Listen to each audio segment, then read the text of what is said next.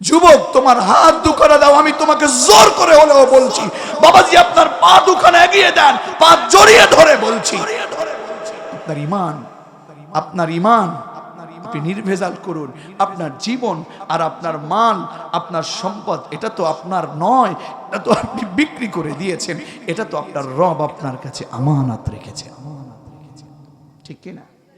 আপনি চাইলে এটা আপনার নিজের মতো করে খরচ করতে পারবেন না। আপনি নিজের মতো আপনার শক্তিকে খরচ করতে পারবেন না। আপনি যে বললেন আমার ভাই, তোমার ভাই, যে শক্তিটা খরচ করলেন, আপনার এই শক্তি এটা কোন পথে ব্যয় করেছেন, কার পিছনে ব্যয় করেছেন, কোন নেতার পিছনে ব্যয় করেছেন, দেখুন এটা রবের কাছে আপনাকে অবশ্যই জবাবদিহিতা করতে হবে। আপনার টাকাটা কার কাছে দিয়েছেন, কোথায় দিয়েছেন, কোন কাজ করতে দিয়েছেন? আপনি কোরআনের কর্মীদেরকে শেষ করতে, কোরআনের আন্দোলন যারা করে তাদেরকে শেষ করতে, আপনি হেলোর গরম দেখিয়ে যা লাগে আমি দিব, ভরারে শেষ করারে এমন টাকা আপনি ব্যয় করছেন। মনে রাখবেন, আপনি আল্লাহর জান্নাতের লোক হতে পারবেন না। আপনি আল্লাহর কাঠগড়ায় আসামি, আপনি আল্লাহর কাঠগড়ায় আসামি, আপনি আল্লাহর কাঠগড়ায় আসামি হয়ে যাবেন। আমার বন্ধুগণ, সেই রব আপনাকে বলছেন, আমি সামনের দিকে আগাচ্ছি। আল্লাহ বলছেন, ইন্নাল্লাহা ইশতারা মিনাল মুমিনিনা আনফুসাহুম ওয়া আমওয়ালাহুম বিআন্না লাহুমুল জান্নাহ আমওয়ালাহুম বিআন্না লাহুমুল জান্নাহ। আমার ভাইরা, জান্নাতের বিনিময়ে আপনার রব আপনার কাছ থেকে আপনার জান এবং মালকে কিনে নিয়েছেন। এই জানমাল আপনার কাছে এখন আমানত রেখেছেন কে? জোরে বলেন কে? এক সময় আপনার কাছ থেকে আপনার জানকে কেড়ে নেওয়া হবে। জোর করেও আপনি আপনার আত্মাকে আপনি কাছে আটকে রাখতে পারবেন? সিন্ধুকের মধ্যে যদি পলায়ন করেও থাকেন, আপনারা এই ওয়াজ তো জানেন, জোর করেও আপনাকে আটকে রাখা যাবে না। হঠাৎ করে ভয় পেয়ে কিছু লোক বিশ্বনবীর কাছে এসেছেন, ইয়া মুহাম্মদ, ইয়া রাসূলুল্লাহ, ইয়া হাবিবাল্লাহ, এই যে মানুষের ভিতরে রূহ আছে, আত্মা আছে, এটা আবার কাকে বলে, এটা কি জিনিস? বিশ্বনবী ততক্ষণ পর্যন্ত জবাব দেন না যতক্ষণ না পর্যন্ত মহান রবের কাছ থেকে আসে, ঠিক কি না? বিশ্বনবীর কাছে বললেন, ইয়া রাসূলুল্লাহ, ইয়া হাবিবাল্লাহ, রূহটা কি? মরে গেলে আমরা দেখি না কেন? যখন মানুষ চলে যায় আমরা বুঝতে পারি না কেন? আমাদের কাছে দেখায় যায় না কেন? আল্লাহ তাআলা জিবরাইলকে পাঠালেন, ও জিবরাইল, চলে যাও আমার হাবিবের কাছে আর বলে দাও, ওয়াসআলুনাকা আনির রূহ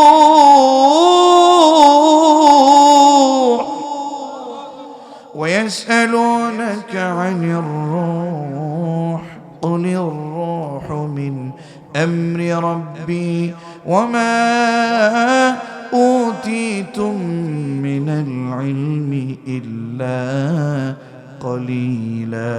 জোরে বলুন আল্লাহু আকবার। হে রাসূল, আপনার কাছে যদি লোকেরা জিজ্ঞেস করে রূহ জিনিসটা কি, রূহ সম্পর্কে যদি কেউ আপনার কাছে জিজ্ঞেস করে, আপনি বলে দেন, উত্তর দিয়ে দেন, আমি রব আপনাকে জানাই দিলাম, আপনি বলে দেন, কুল আর রূহু মিন আমরি রব্বি, এটা যেন তেন বিষয় নাই, এ বিষয়ে আমি রাসূলও জানি না, এটা কেবলমাত্র শুধুমাত্র আমার রবের একটা নির্দেশ মাত্র। রব যেদিন বলে দিবে, তুমি আর আব্দুল্লাহ আর আব্দুল্লাহ মামুন আর মাহবুব আর আব্দুল কদরের সাথে থাকতে পারবে না। এখন তুমি চলে আসো। সেই দিন থেকে আমার নাম আর আব্দুল্লাহ মামুন আর মাহবুবুর রহমান আর আব্দুল কদির নাম ইউজ করবে না। সেই দিন থেকে তার নাম হয়ে যাবে 2 অক্ষরের লাশ, ঠিক কিনা? সেই দিন আর আপনি কোনোভাবে আপনি আর বেঁচে থাকতে পারবেন না। মালিক বললেন, রাসূল বলে দেন, ওমা উতিতুম মিনাল ইলমি ইল্লা কলিলা, তোমাদের যে সামান্য ইলম, তোমাদের যে সামান্য জ্ঞান, এই যে জ্ঞানটা আমি তোমাদেরকে দিয়েছি, এই সামান্য জ্ঞান, এই যত সামান্য জ্ঞান দিয়ে রূহ কি জিনিস এটা বোঝার ক্ষমতা তোমাদের নাই। এই রূহটা একমাত্র একজনের আদেশ। আওয়াজ করে বলুন না তিনি কি? যেই দিন মালিক আদেশ দিয়ে দিবেন, হে রূহ তুমি চলে আসো, সেই দিন আপনার মসজিদের মাইকে মুয়াজ্জিন কিংবা ইমাম কিংবা অন্য কোনো ব্যক্তি সেই দিন এলান করবে এইভাবে করে যে খবরদার, দুঃসংবাদ শোনো, শোক সংবাদ শোনো, অমুক এলাকার নিবাসী অমুকের পুত্র আর দুনিয়াতে বেঁচে নাই। যাও যাও তোমরা, আসো আসো তোমরা জানাজায় দোয়া করো। তোমরা আজকেও জুমার সালাতের পরে জানাজা করেছি, সেখানে বলেছি দোয়া করতে গিয়ে দেখুন এই যে মাইয়েত এখানে চলে গেছে, এখান থেকে আমাদের শিক্ষা নেওয়া দরকার। তিনি চলে গেছেন, তিনি আর আসতে পারবেন না, আর তিনি কথা বলতে পারবেন না, আর এক ওয়াক্ত নামাজ তিনি পড়তে পারবেন না, আর তিনি দান সদকা করতে পারবেন না, আর তিনি ভালো কাজ করতে পারবেন না। আমার ভাইয়েরা, আমার ভাইয়েরা, এখনো সময় আছে, এখনো সময় আছে। মহান রবের কাছে গিয়ে আপনাকে অবশ্যই ধরা দিতে হবে যে আমরা রব আপনার গোলাম, আপনার গোলামি করতে চাই, আমরা অন্যায় করতে চাই। আমার বন্ধুগণ, এজন্য রব বললেন ইমানদারেরা, তোমাদের কাছ থেকে আমি জান কিনেছি, মাল কিনেছি, বিনিময় দিয়েছি জান্নাত। তোমরা যারা তোমাদের রবের ইচ্ছায় তোমাদের জান এবং মালকে পৃথিবীতে খরচ করতে পারবা, কেবলমাত্র তোমরাই কিংবা তারাই আমার জান্নাতে প্রবেশ করতে পারবা। সুবহানাল্লাহ পড়েন। তাহলে আজকে থেকে আমার শক্তি, আমার জান, আমার শক্তি, আমার জান এটা খরচ করতে হবে কার ইচ্ছায়? জোরে বলেন কার ইচ্ছায়? 2 নাম্বার হলো আমার যে মাল আছে এই মালটা আমি যেখানে সেখানে ব্যয় করতে পারবো না। আমি সুদের ব্যবসা করতে পারবো না। সুদের ব্যবসা আপনাদের এখানে আছে নাকি? কি বলেন আপনারা? এটা বেশি আছে? আমার ভাইরা নাই বললেন কি? সে একটু দাঁড়ান দেখি, আপনার চেহারাটা আমার একটু দেখা দরকার। নাই, তার মানে বোঝা যাবে আপনার ভিতরেই আছে এটা, ঠিক কিনা বলুন? আমার বন্ধুগণ, আমি আপনাকে আঘাত দিতে চাচ্ছি না, আপনাকে আমার রবের কোরআন থেকে বলছি, আপনি যদি আল্লাহর জমিন থেকে কোনো সুদের ব্যবসা করতে পারেন, আমি আপনাকে বলতেও পারি আপনি কত বড় দুঃসাহস করেছেন আপনি জানেন? মহান রব বলেছেন, ইয়া আইয়ুহাল্লাযীনা আমানুত্তাকুল্লাহা ওয়াদারু মা বাকিয়া মিনার রিবা। উলামায়ে কেরামদের কাছে জিজ্ঞেস করুন, মা বাকিয়া মিনার রিবা ইন কুনতুম মুমিনিন ফাইন লাম তাফআলু ফা'যানু বিহারবিন মিনাল্লাহি ওয়া রাসূলিহি। এটা যেন তেন কথা নয়, যেন তেন কথা নয়।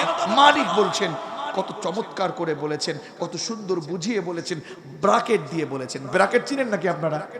সরল অঙ্ক করেছেন নাকি আপনারা? সরল করতে গেলে first bracket, second bracket, third bracket আছে না নাই? ফার্স্ট ব্র্যাকেট বলেন আর সেকেন্ড বলেন আর থার্ড বলেন, এটা দিয়ে আপনাকে আটকে দিয়েছে। কি রকম জানেন? মালিক প্রথমে বলেছে ইমানদার, ডেকেছেন ও ইমানদারেরা, ইয়া আইয়ুহাল্লাযীনা আমানু ইত্তাকুল্লাহ, তোমরা ভয় করবে কাকে? আবার শেষে আবার আটকে দিয়েছেন ব্র্যাকেট দিয়ে, ইন কুনতুম মুমিনিন। ইন শব্দ যেখানে থাকে, যদি তোমরা মুমিন হও। প্রথমের ব্র্যাকেট ডানের ব্র্যাকেট, বাক্যের প্রথম ব্র্যাকেট হে ইমানদারেরা, সেকেন্ড ব্র্যাকেট ইত্তাকুল্লাহ, তোমরা ভয় করো তোমাদের রবকে, থার্ড ব্র্যাকেট যদি তোমরা মুমিন হও। এই 3টা ব্র্যাকেট দিয়ে আটকে আপনাকে মালিক বললেন, খবরদার খবরদার, ওয়াদারু মা বাকিয়া মিনার রিবা ইন কুনতুম মুমিনিন। জোরে বলুন আল্লাহু আকবার। মালিক বললেন, শোনো হে মুমিনেরা, ভয় করো তোমরা কাকে?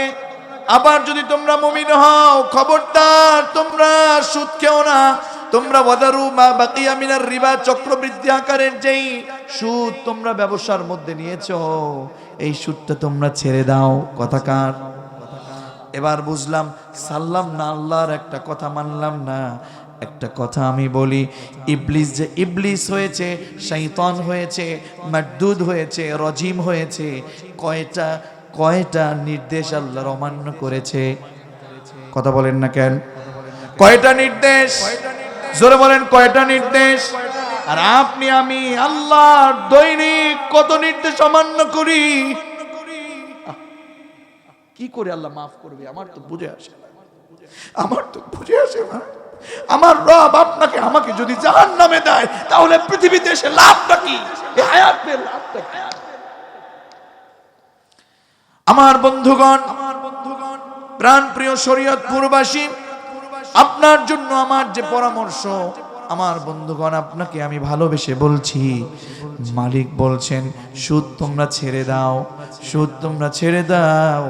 এটা বলেই ক্ষান্ত হন নাই, পরবর্তীতে আবার ফা শব্দ, ফা অক্ষর যুক্ত করে পরের আয়াতে বললেন ফাইল্লাম তাফআলু ফাআযানু বিহারবিম মিনাল্লাহি ওয়া রাসূলিহি। আল্লাহু আকবার। 3 নম্বর পড়ার 6 নম্বর পৃষ্ঠার শেষের অংশে আছে এটা, সূরাতুল আলে ইমরানের কথা, সূরাতুল বাকারার কথা। এটা মহান রব আপনাকে বললেন আমি তোমাকে ঈমানদার বলে ডেকেছি, এরপরে তোমাকে বলেছি তুমি ভয় করো কাকে? আবার বলেছি যদি তুমি মুমিন হও গোলাম। নিষেধ করেছি সুদ থেকে, এরপরেও 3টা সিস্টেমে বলার পরেও তুমি যদি সুদ ছেড়ে না দাও, ফাইল্লাম তাফআলু ফাআযানু বিহারবিম মিনাল্লাহি ওয়া রাসূলিহি। বড় কঠিন কথা। উলামায়ে কেরাম যারা আছেন আপনারা নিশ্চয়ই বুঝতে পাচ্ছেন, তারা নিশ্চয়ই বুঝতে পারছে আল্লাহ কি বলছেন। ফাআযানু, মসজিদে সলাতে যান, সলাতে যাওয়ার আগে মুয়াজ্জিন কি দেয়? কথা বলেন না কেন? জানেন না আপনারা? এশারের সলাতের আগে, মসজিদে যাওয়ার আগে মুয়াজ্জিন কি দেয়? ফজরের সলাতে যাবেন তার আগে মুয়াজ্জিন কি দেয়? আযান মানেটা কি? হ্যাঁ, আহ্বান। আযান মানে কি? আহ্বান। শব্দগুলো শুদ্ধ করে বলেন না, আহ্বান বুঝতে হবে আপনাদের, শব্দ চয়নগুলো বুঝতে হবে। যা হোক, তারপরে মাতৃভাষায় বলি তো একটা মায়া, একটা মহব্বত আছে, ঠিক কি না? আহ্বান করছে মুয়াজ্জিন আপনাকে নামাজের জন্য। তাহলে আযান মানে আহ্বান করা, আযান মানে দাওয়াত দেয়া, আযান মানে ইনভাইট করা, আযান মানে ডাকা, আযান মানে সজাগ। আরো বড় লাগবে সেই শব্দ চয়ন। মালিক এখানে বলছেন যুবকেরা শোনো, فإن لم تفعلوا فأذنوا بحرب من الله بحرب من الله ورسوله। আমার বন্ধুগণ, আমার প্রাণপ্রিয় শরীয়তপুরবাসী, একটু ভাবেন, আপনার মালিক আপনাকে বলছেন আমি রব তোমাকে এত কঠিন করে বলার পরেও যারা ছাড়লে না, তারা আযান দিতেছো, ইনভাইট করতেছো, তারা আযান দিতেছো, ইনভাইট করতেছো, ডাকতেছো, আহ্বান করতেছো, দাওয়াত দিতেছো। কি দাওয়াত? বিহারবিম মিনাল্লাহ। তুমি কে? আমাকে সুদ খাওয়ার জন্য তুমি নিষেধ করতে কে? বুঝেন আপনার কথা? আগে আগে আল্লাহ বলতেছেন, আল্লাহকে আপনি বলতেছেন তুমি কে? আবার এই পৃথিবীতে আমি থাকবো, আমি সুদ খাবো, তোমার কি? কত বড় কথা। রূপক ধর্মী বলেছে, এবার ডিরেক্টলি বলছি, আল্লাহকে বলছেন তোমার কি? তোমার বিরুদ্ধে আমি তোমার জমিনে বসে যুদ্ধ ঘোষণা করলাম, তারপরেও আমি তোমার জমিনে বসে সুদ খেয়ে যাবো, সুদ ছাড়বো না। কত বড় ডাকাত! কথা ঠিক আছে কিনা হুজুর বলেন? কোরআন থেকে বলছি, আপনি ভুল করতে পারবেন, আমি তো পড়ে এসেছি। ফাযানু বিহারবিম মিনাল্লাহি, আল্লাহ তোমার বিরুদ্ধে যুদ্ধ ঘোষণা করলাম, তোমার সাথে যুদ্ধ করব, তারপরেও সুদ ছাড়বো। শুধু তাই না, তুমি যেই রাসূলের মাধ্যমে আমার কাছে কোরআনটা পৌঁছাইছো, আমাকে সুদের থেকে নিষেধ করতেছো, তোমার ওই বিহারবিম মিনাল্লাহি ওয়া রাসূলি, শুধু তোমার সাথে নয়, তোমার রসুলের সাথে পর্যন্ত আমি তোমার গোলাম, তোমার পৃথিবীতে বসে যুদ্ধ ঘোষণা করলাম, তারপরেও আমি সুদ ছাড়তে রাজি না। এমন লোক আমাদের সমাজে নেই নাকি আসবে? আছে। আমার ভাইরা, খবরদার, খবরদার, যেন তেন কথা নয়। সুদ খাওয়া তার মানে হলো কার সাথে যুদ্ধ ঘোষণা করা? সুদ খাওয়া মানে আল্লাহর সাথে যুদ্ধ ঘোষণা করা। গোলাম শোনো, তুমি যেই রবের কাছে তুমি গোলামি হাজিরা দিতে যাও, তুমি সভাপতি হতে পারো, সেক্রেটারি হতে পারো, তুমি নেতা হতে পারো, মেম্বার হতে পারো, চেয়ারম্যান হতে পারো, আরো বড় হতে পারো, কিংবা পাতি নেতা হতে পারো, কিংবা সাধারণ মুসল্লি হতে পারো। শোনো, যেই ঘরে গিয়া তুমি, কিংবা যেই বাড়িতে বসে তুমি, কিংবা যেই জমিনে বসে তুমি সাজদা দিতেছো, সুদ খেলা, মনে রাখলা, আমি তাফসীর থেকে বলছি, তোমার একটা ইবাদত, তোমার একটা সাজদাও আল্লাহর দরবারে গিয়ে কবুল হলো না। বুঝতেছেন আমার কথা? তাহলে নামাজ পড়ে সুদও খায়, এরকম লোক সমাজে আছে না নাই? আরে এই লোকগুলো যখন মসজিদের সভাপতি হয়, সেক্রেটারি হয়, তখন যদি খতিব সুদের বিরুদ্ধে কথা বলে, তারপরের সপ্তাহে বলে যে হুজুর আপনাকে আগামী জুমায় আর খুতবা দেয়া লাগবে না। ঠিক কি না? আমরাও জানি রিজিক দেবার মালিক তুমি না, চাকরি দেওয়ার মালিক তুমি না। আপনি জেনে দেখবেন, আমি যেখানে খুতবা দেই, জেনে দেখবেন আপনি, ওয়াল্লাহি আমি এই চিন্তা করে খুতবা দিয়ে থাকি যে আজকের খুতবাই হলো আমার জন্য শেষ খুতবা, আগামী জুমায় খুতবা দিতে পারবে কিনা ইমাম এই চিন্তা করবে না। ইমাম চাকরি করে না, ইমাম রবের গোলাম, ইমাম রবের চাকরি করে, রবের কোরআনের দায়িত্ব পালন করে। কথা বলুন ঠিক কিনা? বুঝতে হবে আপনার, এজন্য আপনাকে বুঝতে হবে। আর আপনাদের সমাজেও এরকম কিছু নেতা আছে, আছে নাকি? যদি থাকেন এখানে, দালালি যদি করেন, খবরদার, হুজুরদের চিন্তা পরে করেন, নিজের চিন্তা আগে করেন। নিজের গায়ে কতটুকুন ময়লা আছে আগে সেইটা দেখেন, দুষ্টমি বাদ দেন। শুনেন, শুনেন আমি কি বলতেছি, এটা এখানে মজা করার জায়গা নয়। আব্দুল্লাহ আল মামুন এই চেয়ারটাকে আমানত মনে করে, এখানে বসে ওই গিবত কথা আর ওই ধরনের সেই বেকানো ঝোকানো কথা আব্দুল্লাহ আল মামুন বলেন। আপনারা দেখেছেন, জেনেই আপনারা এখানে আব্দুল্লাহ আল মামুনকে ডেকেছেন। ওই নেতাকে ভয় করে, সভাপতিকে ভয় করে, সেক্রেটারিকে ভয় করে আব্দুল্লাহ আল মামুন নয়, শুধু কোরআনের কর্মী যারা, তারা পৃথিবীর কোনো মানুষকে ভয় পায় না, একমাত্র একজনকে ভয় পেয়ে কথা বলে, তিনি কে? আল্লাহকে ভয় পাওয়া ছাড়া অন্য কাউকে ভয় পাইও না। আল্লাহকে ভয় পাও, আল্লাহর কোন গোলামকে ভয় পাওয়া লাগবে না। উনি তোমার সব ব্যবস্থা করবে। ঠিক কিনা বলুন? ঠিক কিনা বলুন? আমার বন্ধুগণ, তাহলে এই সকল অন্যায় কাজগুলো যারা করেন, খবরদার, খবরদার, আপনার মসজিদকে আপনি নিজেই তো আপনি অনেক পছন্দ করেন, ভালোবাসেন, কিন্তু সাজদা দিলেন, কিন্তু আপনার সাজদা তো আল্লাহ নেন না, লাভ কি? তাহলে এক কাজ করেন, সাজদা বাদ দিয়ে দিবেন, নামাজ বাদ দিয়ে দিবেন। আব্দুল্লাহ মামুন ভাই যেহেতু বলছেন যে সুদ খেলে নামাজ হয় না, তাহলে বাদ দিয়ে দিবেন। এমনটা করবেন নাকি? সালাক তো পরে না হয় পড়বো, এখন একটু চালায় নেই না। কবে যাব, কবে চলে যাব কেউ জানে না। জানে কে? কে জানে?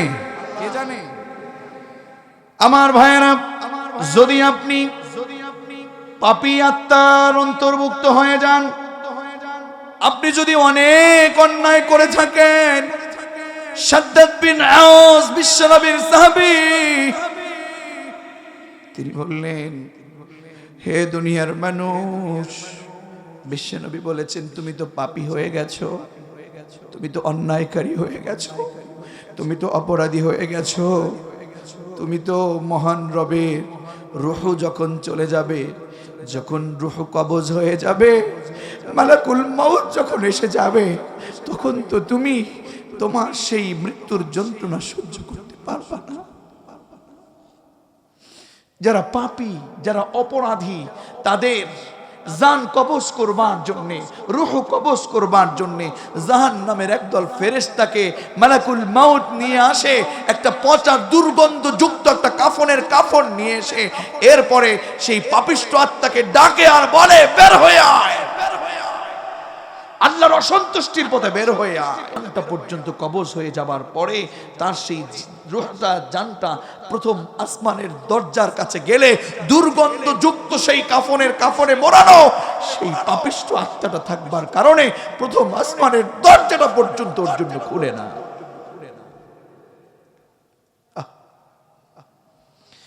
শাদ্দাদ বিন আওস বলেন, যারা পাপিষ্ঠ, যারা অন্যায়কারী, যারা অপরাধী, কষ্ট হচ্ছে নাকি আপনাদের? আরেকটু সময় দেয়া যাবে তো ইনশাআল্লাহ। পাপিষ্ঠ আত্মা, পাপিষ্ঠ আত্মা, পাপ যারা করে নিজের জীবনটাকে ভরে ফেলেছে, আমার কলিজার টুকরা তরুণার যুবকেরা একটু বোঝো, মা বোনেরা বুঝুন, একটু সুযোগ পেলেই তো পর্দা ছেড়ে রাস্তায় অর্ধনগ্ন হয়ে হাঁটেন, আছে না নাই? বেপর্দা হয়ে আপনি রাস্তায় যাচ্ছেন, আপনি স্বামীর আনুগত্য বাদ দিচ্ছেন, পরপুরুষের সাথে হাসি তামাশা করছেন, মোবাইলের মধ্যে আপনি চ্যাটিং করছেন, মেসেজ লিখছেন, টকিং করছেন। আমার বোন, আমার ভাই, যেন তেন কথা না, মালিক যেদিন ধরবে সেদিন আর বাপ বলার সময়। আমার বন্ধুগণ, পাপিষ্ঠ আত্মা যদি হয়ে যায়, পাপিষ্ঠ আত্মা যদি হয়ে যায়, শাদ্দাদ বিন আওস বলেন, ওই লোকটাকে এত কষ্ট দিয়ে তার রূহ কবজ করে, কেমন জানো, একটা জীবিত মানুষকে করাত দিয়ে চিরে ফেললে যতটা না কষ্ট, তার চেয়েও বেশি কষ্ট হচ্ছে একজন পাপী লোকের রূহ কবজের মধ্যে পড়েন, নাউযুবিল্লাহ। শুধু তাই নয়, শাদ্দাদ বিন আওস বলেন, ছুরি দিয়ে, কাঁচি দিয়ে, ছুরি দিয়ে, কাঁচি দিয়ে জীবিত মানুষের চামড়াটা চিরে ফেলা যখন হয়, আমার ভাইয়েরা, জীবিত একটা মানুষকে যখন ছুরি দিয়ে কিংবা কাঁচি দিয়ে এইভাবে করে চামড়াটা ছুলে ফেলে, তাতে যত জানা কষ্ট, একজন পাপিষ্ঠ আত্মার জান কবজ করতে, আত্মা কবজ করতে তার চেয়েও বেশি কষ্ট। শুধু তাই না, কি করে সহ্য করবেন এটা? কেমন করে নামাজ ভুলে থাকেন, কেমন করে কোরআন ভুলে থাকেন, কেমন করে সত্য ভুলে থাকেন। আমার বন্ধুরা, আমার ভাইয়েরা, শাদ্দাদ বিন আওস আরো বলেন, একটা মানুষকে, জীবিত মানুষকে জীবিত অবস্থায় কেটে টুকরো টুকরো করলে, আপনি দাঁড়িয়ে আছেন, কেটে এইভাবে টুকরো করলো, আবার টুকরো করলো, এইভাবে করে 1000 পিস আলফা, 1000 পিস করলে যতটা না কষ্ট, তার চেয়েও বেশি কষ্ট পড়েন, নাউযুবিল্লাহ। শুধু তাই নয়, একটা জীবিত মানুষকে মৃত্যুবরণ যখন করতে হয়, যদি সেটা পাপিষ্ঠ হয়, পাপিষ্ঠ মানুষের জান কবজের সময় একটা জীবিত মানুষকে তেলের মধ্যে ফেলে দিলে, গরম তেলের মধ্যে ফেলে দিলে যতটা না কষ্ট, তার চেয়েও জান কবজে বেশি কষ্ট হয়ে যায়। আল্লাহু আকবার। কি করে সহ্য করবেন? কি করে আপনি অসত্যের পথ থেকে, কি করে আপনি অসত্যের পথ থেকে আপনি নেতৃত্ব দিচ্ছেন, কি করে হারাম কাজ করছেন? হে নারী, কি করে আপনি বেপরদায় আছেন? কি করে আপনি জাহান্নামের পথ ছাড়ছেন না? কি করে রাত ভরে স্টার জলসা, জি বাংলা, জি প্লাস গুলো দেখছেন? আমার তো বুঝে আসে না, আমার তো বুঝে আসে না। হে নারী, আপনি কি মহান রবের গোলাম নন? আপনি কি ফেরাউনের যুগের সেই আসিয়ার কথা শুনেন নাই? কেমন করে ঈমানকে বাজি রেখে, জীবনকে বাজি রেখে ঈমান রক্ষা করেছেন। আমার বন্ধুগণ, হযরতে আসিয়া আলাইহিস সালাতু ওয়াসসালাম একেবারে গরম তেলের মধ্যে পড়েছেন। তার জান কবজটা তেলের মধ্যে গেলে যত কষ্ট তা হয় নাই, জান্নাতে যাওয়ার মতো, চিমটি কাটার মতো, মায়ের কোলে দুধের যে টান মায়ের কোলের মধ্যে হয়, দুধ পান করায়, সেখানে ঘুমিয়ে ঘুমিয়ে যেমন করে চলে যায়, একজন শহীদি মৃত্যু যেমন হয়, শহীদি মৃত্যু যারা গ্রহণ করে নেয় তাদের মৃত্যুটা তেমন হয়ে যায়। পড়েন আল্লাহু আকবার। ফেরাউন যখন বলে ফেললো, আমার সমাজের লোকেরা, আমার এলাকার লোকেরা বলছে, হে আসিয়া, তুমি নাকি আমি আনা রাব্বুকুমুল আলা বলেছি, আমাকে বাদ দিয়ে তুমি নাকি আল্লাহর উপর ঈমান এনেছো, তুমি নাকি অন্য আল্লাহর উপর ঈমান এনেছো। তোমাকে বলছি সময় আছে, ঈমান ছাড়ো, আল্লাহর উপর থেকে ঈমান বাদ দিয়ে আমি ফেরাউনের উপর ঈমান আনো। যদি না আনো তোমার অবস্থা বড় ভয়াবহ হবে।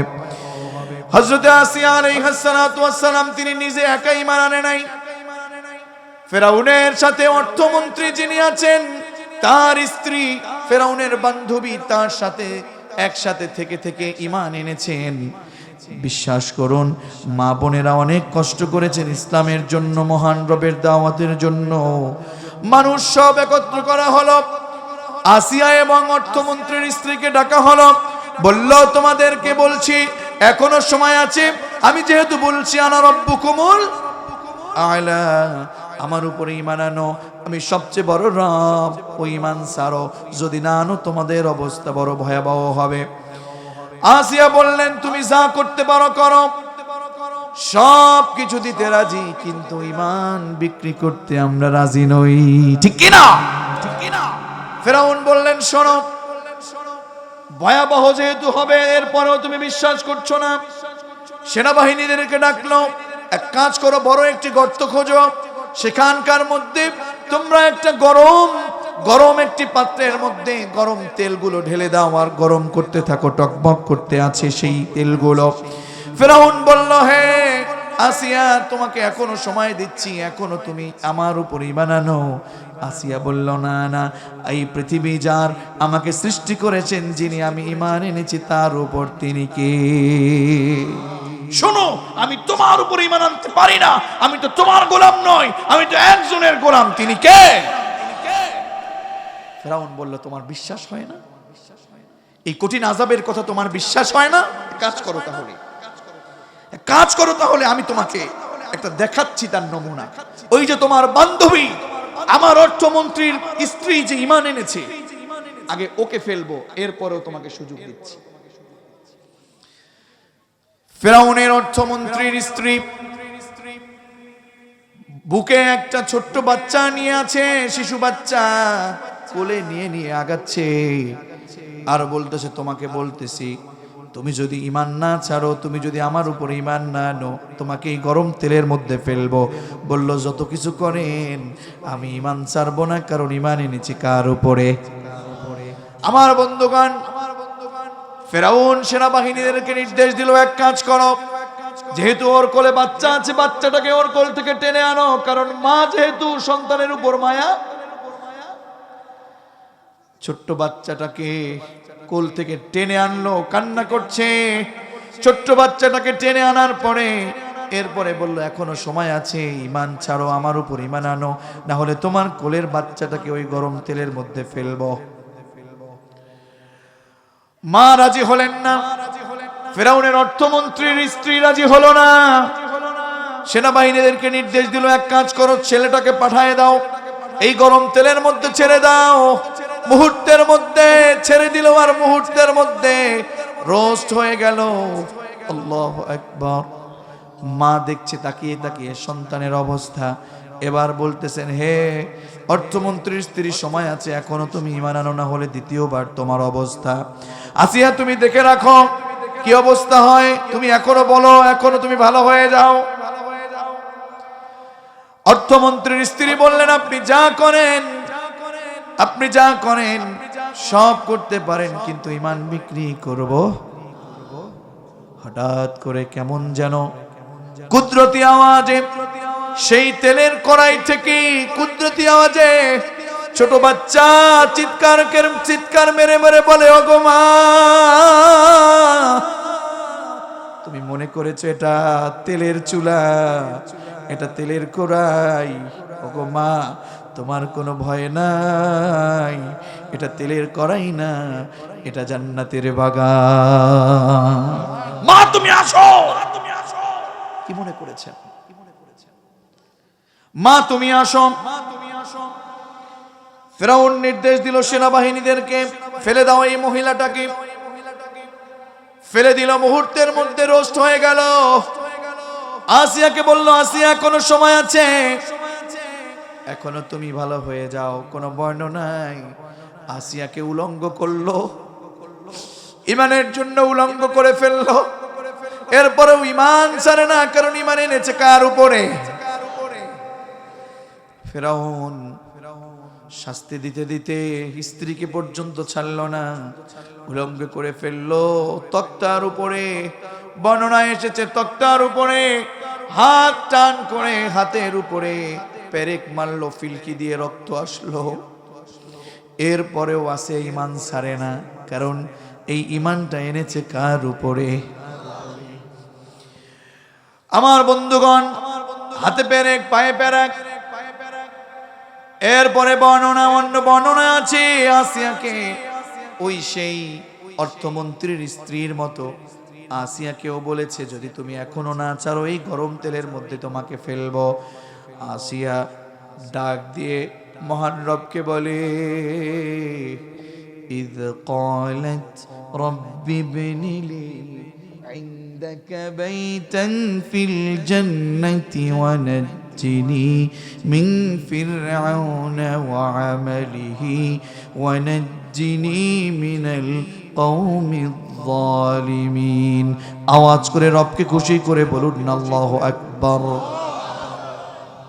আসিয়া ডেকে ডেকে বলে, ইয ক্বালাত রব্বি ইবনি লি রব্বি ইবনি লি ইনদাকা বাইতান ফিল জান্নাতি ওয়া নাজ্জিনি মিন ফিরআউনা ওয়া আমালিহি ওয়া নাজ্জিনি মিনাল কওমিয যালিমিন। মালিক, তুমি জান্নাতে তোমার পাশে আমায় একটি ঘর বানিয়ে দিও। আসিয়া বলল, মালিক তোমার পাশে, আমি আসিয়াকে তোমার জান্নাতের পাশে, তোমার পাশে জান্নাতে আমার জন্য রব্বি বিনি লি ইনদাক, তোমার কাছাকাছি, তোমার নিকটে আমি আসিয়ার জন্য বাইতান, একটা বাড়ি, ফিল জান্নাতি, জান্নাতের মধ্যে একটা বাড়ি আমার জন্য বানাও। মালিক, আমি এই জালেমের কাছে থাকতে চাই না। মুহূর্তের মধ্যে আসিয়াকে ফেলে দিল। আসিয়া চলে গেল কার কাছে? ইমানের পথে অবিচল থেকে। কার পথে? জোরে বলেন। আল্লাহর পথে অবিচল থাকার দরকার আছে না নাই? জোরে বলেন, দরকার আছে না নাই? ইমানের পথে অবিচল থেকে আমার মরণ যেন হয়।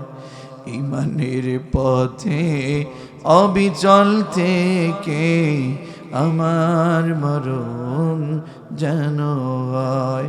আওয়াজ করে সকলেই পড়ে না আমিন। ইমানের পথে মৃত্যু হওয়ার দরকার আছে না নাই? ইমানে মৃত্যুর অনেক মূল্য, অনেক মূল্য।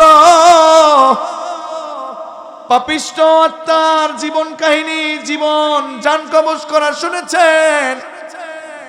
আর আমার রাসূল বলেছেন, যখন ইমানদারের জান কবজ করবে, জিবরাইল এসে জান্নাতের ফেরেশতাদের মধ্য থেকে একদল ফেরেশতাকে সুন্দর সুগন্ধিযুক্ত একটা কাপড় নিয়ে এসে সেই বান্দাকে ডেকে ডেকে বলবে, ইয়া আইয়াতুহান নাফসুল মুতমাইন্নাহ ইরজিই ইলা রাব্বিকি রাদিয়াতাম মারদিয়াহ ফাদখুলি ফি ইবাদি ওয়াদখুলি জান্নাতি। আওয়াজ করে বলুন আল্লাহু আকবার। এই মৃত্যুর যন্ত্রণা কেমন? রাসূলুল্লাহর দরবারে রাসূল বেহুশ, মৃত্যু অবস্থা। হুশ আসে আবার বেহুশ হয়ে যায়, হুশ আসে আবার বেহুশ হয়ে যায়। কঠিন অবস্থা, বিশ্বনবী অসুস্থ হয়ে আছে। হঠাৎ করে দরজায় কড়া নাড়ল। হযরতে ফাতিমা দরজা খুললেন, অনুমতি চাচ্ছেন, আমি ঘরে আসতে পারি নাকি? রাসূলকে জিজ্ঞেস করো আমি আসতে পারবো নাকি?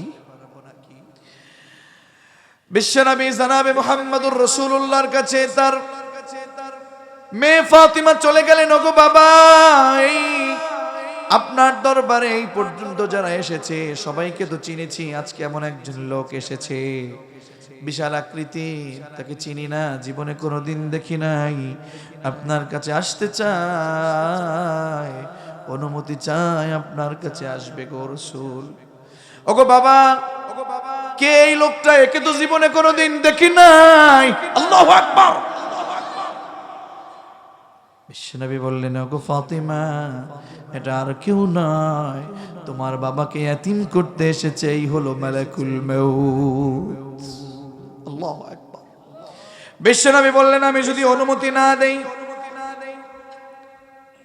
জিবরাইল আলাইহিস সালাতু ওয়াস সালাম বললেন, ওগো রাসূল, আপনি যদি অনুমতি না দেন, এই মালাকুল মউত আবার ফিরে যাবে। মালাকুল মউত পৃথিবীতে কারো কাছে অনুমতি নিয়ে আসে নাই, শুধুমাত্র একজনের কাছে অনুমতি নিয়ে এসেছে, তা হলো আমাদের রাসূল জনাবে মুহাম্মদুর রাসূলুল্লাহ সাল্লাল্লাহু আলাইহি ওয়াসাল্লাম। জিবরাইলকে ডেকে ডেকে বললেন, ও জিবরাইল, আমি যদি অনুমতি না দেই কি হবে? রাসূল, আল্লাহ বলেছেন তাহলে ফিরে যেতে হবে, ফিরে যেতে হবে রাসূল। বুঝলাম ফিরে যাবে, যদি ফিরে যায় আবার আমার এই মালাকুল মউত এসে আমার জান কবজ করবে নাকি? যেহেতু ফিরে যাবে, ফিরে গেলে কি আবার আসবে নাকি? আবার কোনোদিন আমার জীবন জান কবজ করবে নাকি? জিবরাইল বললেন, হ্যাঁ হ্যাঁ রাসূল, ফিরে যাবে আবার, আপনার এই মালাকুল মউত আবার কোনো একদিন আসবে। বিশ্বনবী বললেন, হে জিবরাইল, তুমি অনুমতি দিয়ে দাও, যেহেতু চলে যেতেই হবে, এই পৃথিবীটা থাকার জায়গা নয়, এই পৃথিবীতে স্থায়ী নয়, এই পৃথিবী থেকে চলে যেতেই হবে। যত বড় ক্ষমতার অধিকারী হন, পৃথিবীটা থাকার জায়গা না, পৃথিবীটা স্থায়ী না, এজন্য জুলুম কমানোর দরকার আছে না নাই? পৃথিবীতে কেউ স্থায়ী হয় না, পৃথিবীতে কেউ স্থায়ী হয় না, হোক না সে ফেরাউন কিংবা নমরুদ, কেউ ভাবে চিরকাল রয় না, কেউ ভাবে চিরকাল রয় না, পৃথিবীতে কেউ স্থায়ী হয় না, হোক না সে ফেরাউন কিংবা নমরুদ, কেউ ভাবে চিরকাল রয় না। ঠিক না? তাহলে জুলুম কমানোর দরকার আছে না নাই? বিশ্বনবী বললেন, অনুমতি দিয়ে দাও। মালাকুল মউত রাসূলকে এসে সালাম জানালেন, আর আমরা আস্তে আস্তে এতিম হয়ে যাচ্ছি। সালাম জানালেন, বিশ্বনবী সালামের উত্তর নিলেন। বিশ্বনবী সালাম দেওয়ার পরে, সালামের উত্তর নেবার পরে অনুমতি নিয়ে বিশ্বনবীর জান কবজ করা শুরু করলেন।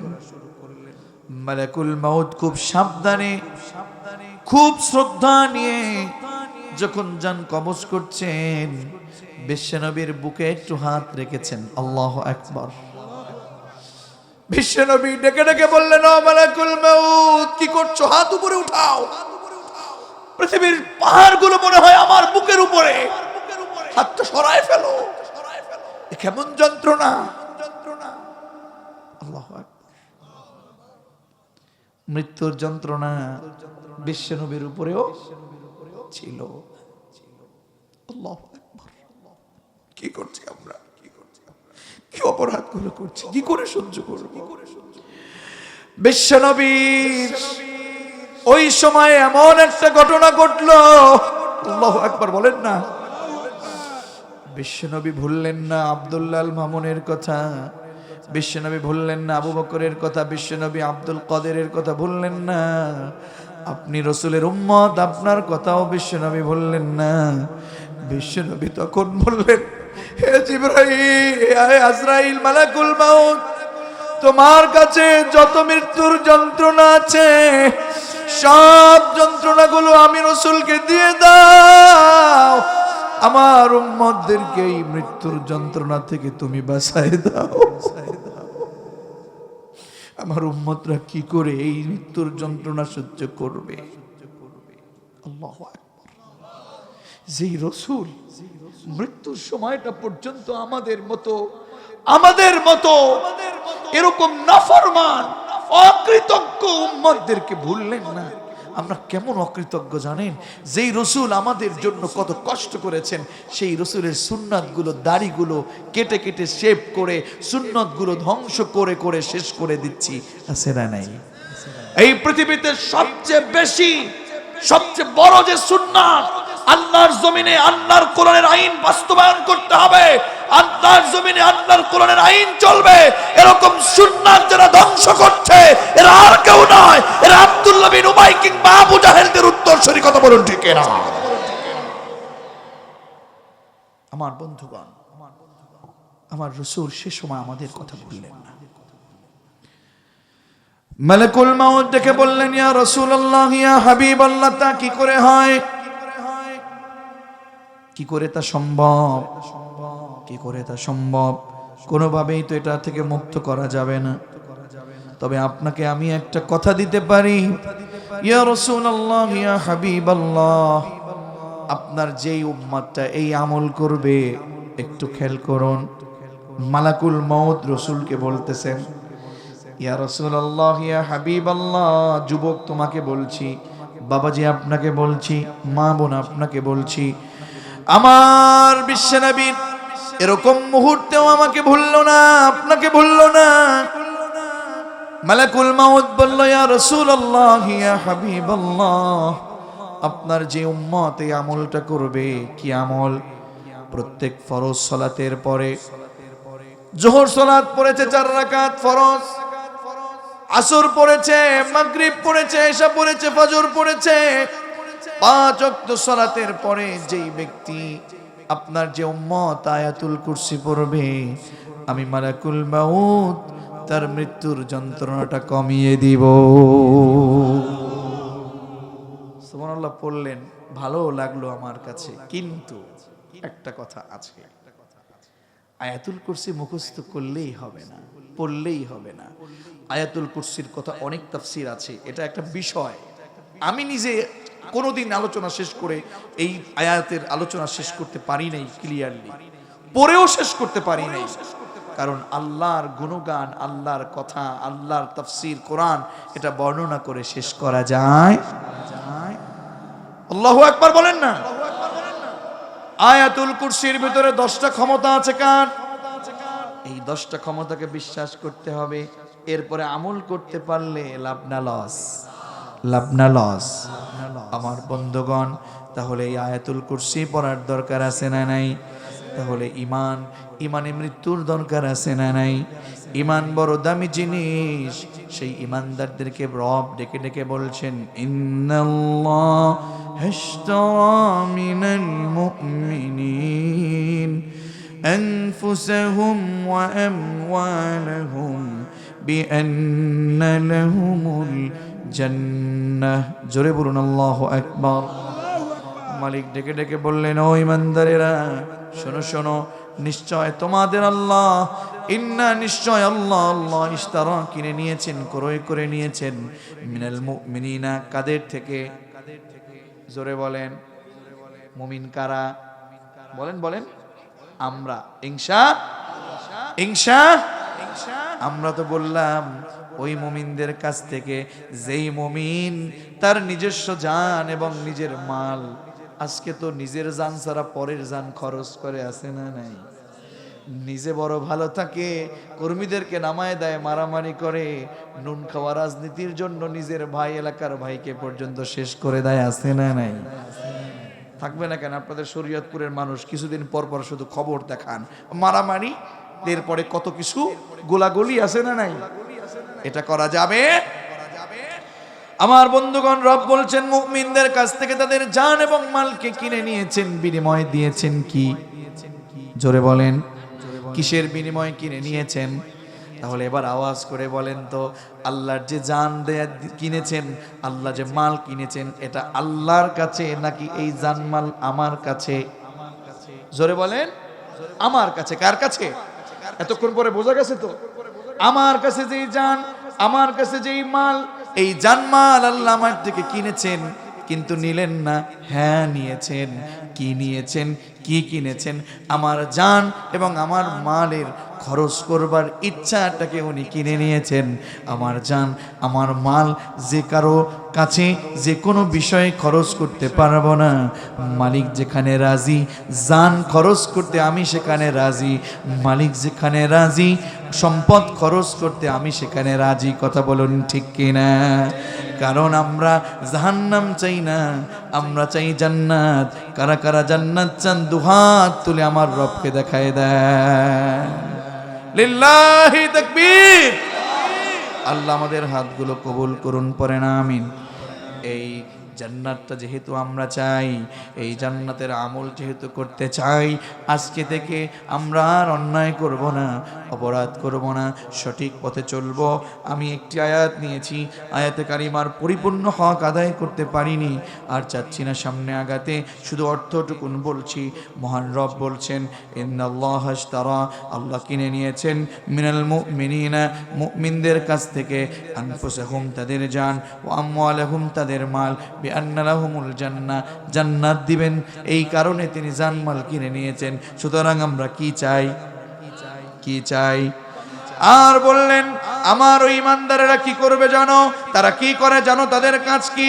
ইউকাতিলুনা ফি সাবিলিল্লাহ ফায়াকতুলুনা ওয়া ইউকাতালুন।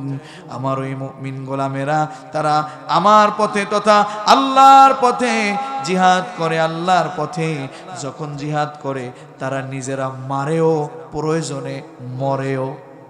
ঠিক কিনা? মরেও মারেও। কারণ জিহাদের ময়দানে মরলেও লাভ, মারলেও। আল্লাহ তাআলা বলছেন, শোনো আমার গোলামেরা, ওয়াদান আলাইহি হাক্কা, এই ওয়াদা সত্য না মিথ্যা? কথা বলেন, সত্য না মিথ্যা?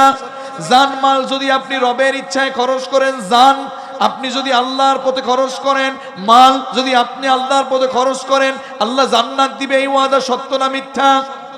এই ওয়াদাটা শুধু আপনার সাথে করে নাই, ফিত তাওরাতি, তাওরাতেও করেছেন, ওয়াল ইনজিল, ইনজিলেও করেছেন, ওয়াল কুরআন, তেমন করে আপনার জন্য আমার জন্য কোরআনেও এই ওয়াদা করেছেন কে? ওয়ামান আওফা বিআহদিহি মিনাল্লাহ। বলেন তো, এই ওয়াদা রক্ষার ক্ষেত্রে আল্লাহর চেয়ে এগিয়ে কেউ আছে নাকি? যারা এই ওয়াদার সাথে, আল্লাহর সাথে, এই ব্যবসা বাণিজ্যের সাথে যুক্ত হতে চান, তাদের জন্য মহান রব বলেন, ফাস্তাবশিরু বিবাইইকুমুল্লাযী বায়াতুম বিহি। হে আব্দুল কাদের, হে মাহবুবুর রহমান, হে মাহফিলের সভাপতি আদম আলী শেখ, তোমরা প্রস্তুত গ্রহণ করো, তোমরা সুসংবাদ গ্রহণ করো। কেননা তোমরা তোমাদের জান এবং মাল খরচ করবে কার ইচ্ছায়? বিনিময় তো জান্নাত পাবে। এই ব্যবসার সাথে যারা, এই রকম চুক্তির সাথে যারা ছিলেন, থাকবেন, আছেন, থাকবেন, তাদেরকে সুসংবাদ দিয়েছেন কে? সেই রব ডেকে ডেকে বলছেন, ওয়াযালিকা হুয়াল ফাউজুল আযীম। এটা, এই বিজয়টা সবচেয়ে বড় মহা সাফল্য। এই সফলতা আমরা চাই কি চাই না? মহান রব আমাদের এই চূড়ান্ত সফলতা, ওয়া উদখিলাল জান্নাতা ফাকাদ ফাজ, এই জান্নাতে যাবার মতো, প্রবেশ করবার মতো সফলতা আমাদের দান করুক। মহান রব আমাদের কবুল করুন, আমিন। ওয়া আখিরু দাওয়ানা আনিল হামদুলিল্লাহি রাব্বিল আলামিন।